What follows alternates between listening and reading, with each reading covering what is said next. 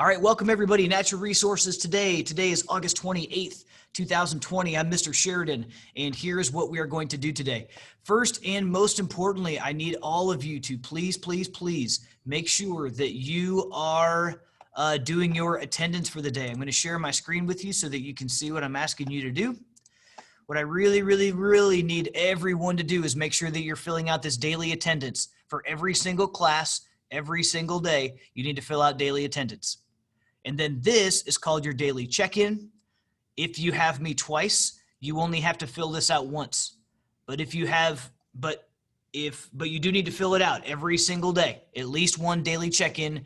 Right now, things are a little crazy. I'm responding individually to the people that say that they're having a hard time or they're struggling, that sort of thing. If you are, that's an anonymous way to just give me a heads up that something's not quite right and I could use some help. So what we're going to talk about today is our new assignment. What I would like for all of you to do, I'm going to read through these instructions very quickly. I'd like you to please add a slide to this presentation I've attached and add an observation from home that is relevant to natural resources.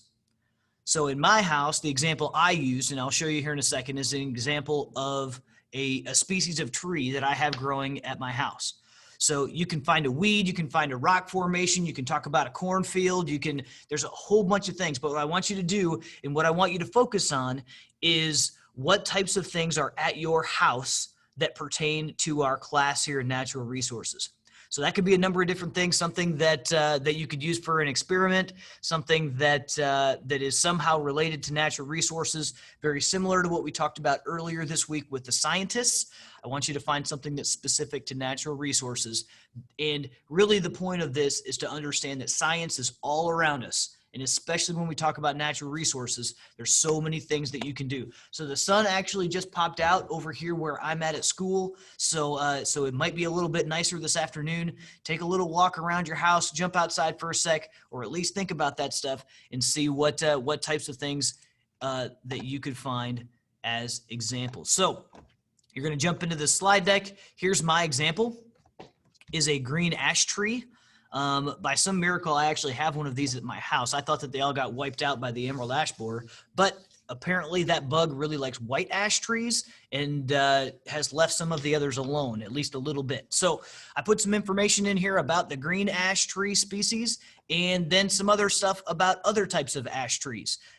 So just kind of some information about that specifically. So you can see that there's been a number of other students that have already gone in, found this assignment and gotten some things done. Some others are already working on it and doing a great job. So that is your assignment for today. I want you to focus on things that are at your house that you can use as examples of things from natural resources. So if you have any questions, always, the best way to get a hold of me is to please email me. Okay?